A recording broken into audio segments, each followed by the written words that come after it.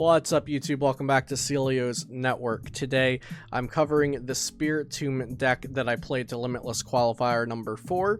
Unfortunately, I did not day 2. I lost my winning in and ended up with a record of 8-5, but I love this deck so much. It's a ton of fun to play, and I'll talk about that as we go on, but I wanted to definitely share it with y'all, and I'll be putting up some gameplay from the weekend, and I'm going to be recording commentary over those games, so definitely look forward to that if you end up liking this deck. Before we go into it though, shout out to PotownStore.com, the best place for you to get PTCGO codes. Make sure you use code CELIO for 5% off over there. And I'd also like to mention that the Limitless content creator voting has probably started by the time you're seeing this video, and I definitely appreciate it if you voted for me. If you want to see me battle in the Invitational in a couple weeks, more info on that is at LimitlessTCG.com. If you played in the qualifiers, you get to vote for your favorite content creators. So let's talk about this deck. Definitely shout out to Omnipoke for playing a Spiritomb Beasts list on his stream. I was already building something for Spiritomb Beasts because I thought it was going to be good in this meta, and I saw he had already built a list, so I took his list as kind of the influence and the starting point to work off of. And I also worked with my Team Gas and some of our friends in Cutter Tap. We kind of have a testing group of us combined, and especially Kieran Wagner. He put a couple good ideas into this. So let's look at this list. This is honestly my favorite deck in Standard. I almost want to say it's revitalized my drive for like building decks, because if you follow me on Twitter or watch all of my videos, come to all of my streams, you probably know I'm a little bit disgruntled with the Standard format. I always talk about, you know, how skillful the old formats were, and I wish like we didn't have ADP in the game and we could have more single prize attackers and more things that evolve. Well, this deck doesn't evolve, but it is single prize attackers for the most part, and it takes a lot of skill to play this deck correctly.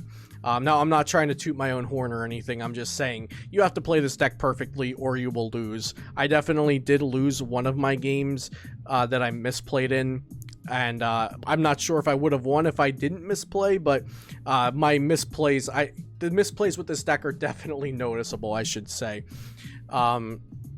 Things that you do 2 or 3 or 4 turns ago can definitely come back and bite you because you did them like 1 damage counter off of where you were supposed to 4 turns later or something like that. But this deck is a lot of fun. It's pretty intricate. It's right up my alley of decks. So let's start talking about it. Spiritomb. It's 60 HP Dark type, building Spite. Once during your turn, you may put 1 damage counter on this Pokemon. And then it's Anguish Cry attack for a Dark Energy. It does 10 damage plus 30 more for each damage counter on this Pokemon. And so you can do a maximum of 160 if you have 5 damage counters on this Spiritomb. And then if you have a Hustle Belt, this makes your Pokemon do 60 more damage if the Pokemon has 30 HP or less remaining and has any damage counters on it. So if this has 5 damage counters on it, you're doing 220 for just a single Dark Energy. Now, of course, you can add some damage to that, add damage to it with Shrine of Punishment either before or after, and of course with Headbutt Tantrum before or after. Or even just clean it up with another attack like Psy Power, or maybe a Sledgehammer on an off turn or something like that. So Spiritomb, really strong attacker, and Dragapult's Dark Weak, so that helps in that matchup that would otherwise be unwinnable because we're playing with a bunch of small Pokemon that Dragapult can just knock out 2 at a time every turn. This makes the matchup almost fair because it's Dark type. So Spiritomb is sometimes paired with ADP, and sometimes it's paired with Ultra Beasts. I decided to go with a single prize toolbox route with a couple of Ultra Beasts thrown in.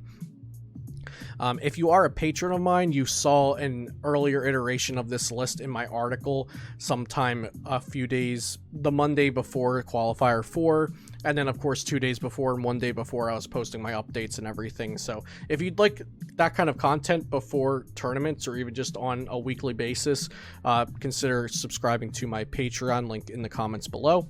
But this was a Beast Energy, and I decided, you know what, Buzzwole with Sledgehammer on the Sledgehammer turn, it already knocks out Pikarom in one shot. I don't need the Beast Energy. If they have Big Charm on it, I can fix that with Shrine of Punishment and some Headbutt Tantrums.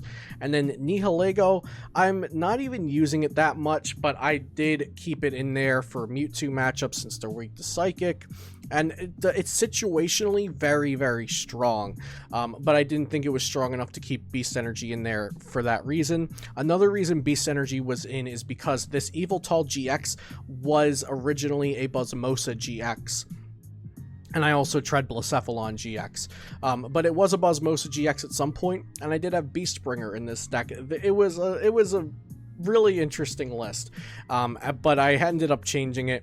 Yveltal-GX is in here. I wanted my Spiritomb, my Yveltal, to be able to attack more frequently, and the Beast Energy really wasn't showing me its value, so I changed that to a Unit Energy. Sorry for talking probably for 2.5 minutes just about my Unit Energy, but it shows just how interested I really am in this deck, I think.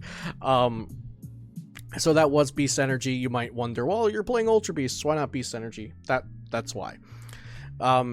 So Nihilego, of course, is also in here, and you have the Nightcap attack. You can use this attack only if your opponent has exactly 2 prize cards remaining. Choose one of your opponent's Pokemon's attacks and use it as this attack. I want to say I only used Nightcap maybe twice over the course of 13 rounds in Qualifier 4. I probably used it a lot more in testing, especially versus Zacian decks, since when they Brave Blade, you could just Brave Blade them back when they're at 2 prizes. But in the actual tournament, Nihilego was not extremely valuable, and that could also be because of the matchups I played. The 2 cards I'm really excited about, or maybe even 3 cards I'm really excited to talk about. I'm just excited about the whole deck. Zigzagoon, Yveltal, and Cryogonal, and they all kind of go together. Let's talk about Yveltal real quick, and kind of the theory behind this. So, when I started playing with Spiritomb Beasts, probably about 2 weeks ago, week and a half, 2 weeks before Qualifier 4, I decided, you know, I liked Buzzmosa GX, I liked Blacephalon GX, and I liked Yveltal GX. Now, the reason these 3 are so similar, I wanted to try to even out the game with ADP, or ADP decks. So that's ADP Tomb and ADP Z, and I thought ADP Tomb was going to be a really good call for the tournament as well. So Yveltal-GX can really even that matchup out by getting an early Doom Count GX. If your opponent's active Pokemon has exactly 4 damage counters on it, that Pokemon is knocked out. The reason I was considering Buzzmosa for this slot was its merit with its GX attack, Beast Game GX. At some point during the game, maybe you can get a lot of damage on ADP early, then they use Alter Creation, then you knock it out and get to take an extra prize with Buzzmosa. And then they knock that back out, or you just wait for the end game. It's a whole thing. But if you used Beastbringer with Buzzmosa, I had Beastbringer in the deck. Buzzmosa was in there because it's also good against mirror matches, anything single prize, anything with Jirachi on the board, and you keep the Beast Energy in the deck if you're playing with Buzzmosa, so you can do 80 damage with Beast Game GX. But there's a lot of merit to playing Buzzmosa, and the top 8 list of Spiritomb Beasts did play Buzzmosa. Another GX I was considering was Blacephalon GX, and that's basically because, like, in the early game, if you can't get an attack off, you take a prize with it, but you really don't want to use it in the early game. It's usually for late game when you ran out of steam, but now you can just take one last prize card with the Blacephalon GX. I decided Yveltal-GX had the most burst potential, had the most surprise factor. The decks weren't prepared for it, players weren't prepared to play around it. Sometimes you just can't play around it. And most importantly, it was the thing that was most consistently influencing my match outcomes versus ADP decks. In the tournament, I went 2-1 versus ADP Z, and 2 out of 3 of those games, the ones I won, I was able to get the turn 2 Doom Count GX, and that really reflected my practice results as well, so I was really happy with that. So with Doom Count, you can knock anything out as long as it has 4 damage counters on it. That's really scary when your opponent's playing a 310 HP Big Charmed ADP, or a 320 HP Dragapult VMAX, or even a Pika or a Raichu. Now we have several ways to get to that 4 damage counter. So There's the Anguish Cry. You can just put 1 damage counter on Spiritomb and then Anguish Cry something for 40. So if it's ADP, Anguish Cry for 40, they use Alter Creation, switch Yveltal-GX, boom, it's knocked out. If it's Dragapult, however, they're weak to Dark, so you have to not put any damage on your Spiritomb, Anguish Cry for 20, then use 2 Zigzagoon pings to get it up to 40, then Yveltal-GX it. Another way for the Yveltal-GX, pretty much it's a combination of all of these. You have the Shrine of Punishment, you have the Scoop Up Nets, and Zigzagoon, of course, with the Headbutt Tantrum to help fix your math out. You can even attack with a Sledgehammer for 30 and then use 1 Zigzagoon. Or you can use Cryogonal with Frozen Lock. This card is disgustingly good. So Frozen Lock, Water Energy to do 10. If you can get 6 damage counters on it with Hustle Belt, it does 70, and yes, you can do that, and yes, I did do it, and yes, I will have a video showing me get that off in a game. But your opponent can't play any item cards from their hand during their next turn after you play Frozen Lock. So this is really good. You can actually stop the ADP player from using Altered Creation if they needed more item cards to get there. So they go attached to ADP, you go Catcher up the ADP, Marnie, item lock, do 10 to start setting the board. You can even play down a Shrine of Punishment to set it up for Doom Count even easier. And then, of course, they can bump the Shrine, but you just need a Headbutt Tantrum, Scoop Up Headbutt Tantrum, and then into Yveltal to do Doom Count. So any combination of the Headbutt Tantrum, the Cryo, the Buzz, the Anguish Cry, the Shrine of Punishment, even Psi Power if you can't gust up the ADP or your target of choice for Doom Count and you need to get damage on it. I did Psi Power in one of the games to start setting it up, and then later Headbutt Tantrum, Doom Count GX. So there's a lot of ways to do it. Doom Count GX is very, very strong. And Frozen Lock, Cryogonal, this was actually put in place of Tapu Fini. So Tapu Fini is a Baby Blounce counter, but I found that you do not need Tapu Fini if you're playing this list with the Cryogonal.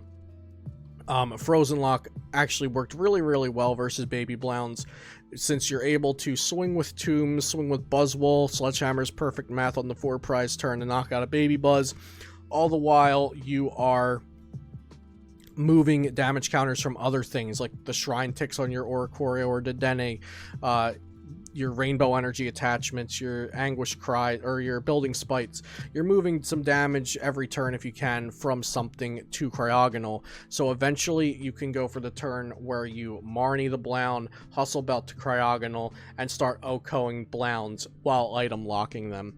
And it's very, very hard for them to deal with that. It usually is just like a scoop or a draw pass from that point. But there's even scenarios where other decks can't manage it with trying to deal with a Frozen Lock, not just Baby Blounce. The Oricorio-GX is something really, really interesting, and this was in Joe Bernard's from Omnipoke's original list that I saw about 2 weeks ago, probably at this point.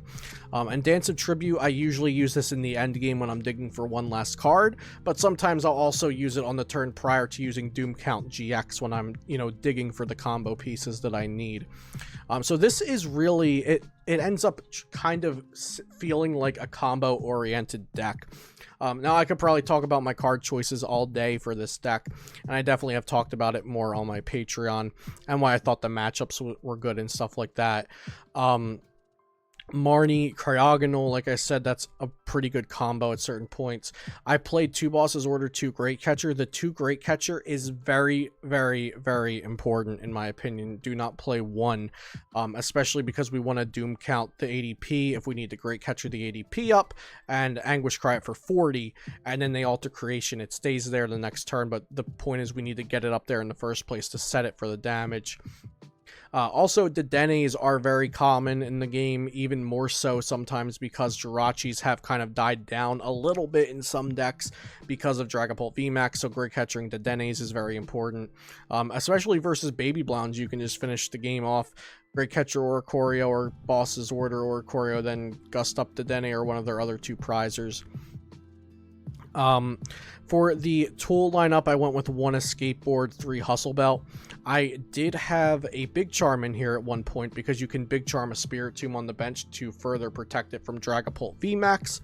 But I ended up taking out the Big Charm it wasn't helping too much. There were games where I didn't use the big charm and I was still beating Dragapult VMAX, and then there were games where I was using the big charm and losing to Dragapult VMAX. So it wasn't working consistently enough or having enough of an effect on that matchup for me to keep it in there, and that was the only reason I wanted it in there in the first place.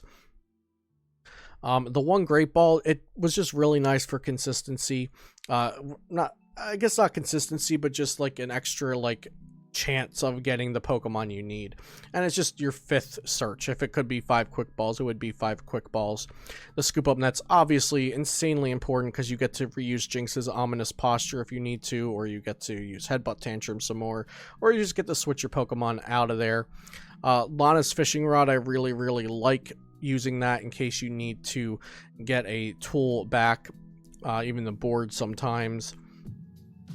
And then Adventure Bag is just kind of like a 2nd board or a 4th Hustle Belt. Maybe the Adventure Bag could be Escape Board, but I actually really like the Adventure Bag, and I'm probably keeping it for myself in the future. I might drop a Shrine of Punishments, but the Shrine of Punishments were definitely so important, and they're very much so more important in this specific build of Spiritomb because of the Doom count, in my opinion. Since you need that, like, play Shrine of Punishment turn 0, pass, 2 Shrine ticks, Headbutt Tantrum, Scoop Up, Headbutt Tantrum, Doom count the ADP, or Mewtwo, or Pika, or whatever you're playing against. The Shrine is more important in this list because you're playing the Doom count. Other than that, have fun with the list. This will be in the description down below. This is by far my favorite list I've played of this format, and I'll be playing more of it. So I hope you all enjoyed this video. Definitely look forward to the gameplay with this deck, and like I said, I'd appreciate it if you voted for me as the content creator of your choice in the LimitlessTCG.com voting for the Invitational. Of course, shout out to PotownStore.com, the best place for you to get PTCGO codes. Shout out to Limitless TCG for taking me on as one of their featured content creators and holding all of these amazing qualifier events. And subscribe to the channel if you enjoyed the video and you'd like to see more content like this in the future. I'll see you next time here on Celio's Network.